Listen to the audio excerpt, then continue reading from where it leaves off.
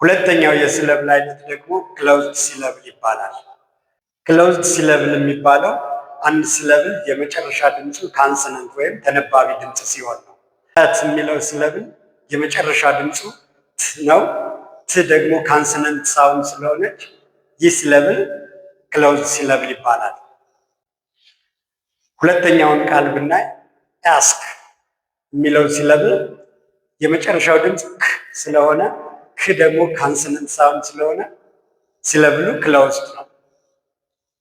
ሶስተኛውን ብናይ ፊሽ የሚለው ድምፅ ካንሰነንት ሳውንድ ነው። ሶ ዲስ ኢዝ አ ክሎዝድ ወን።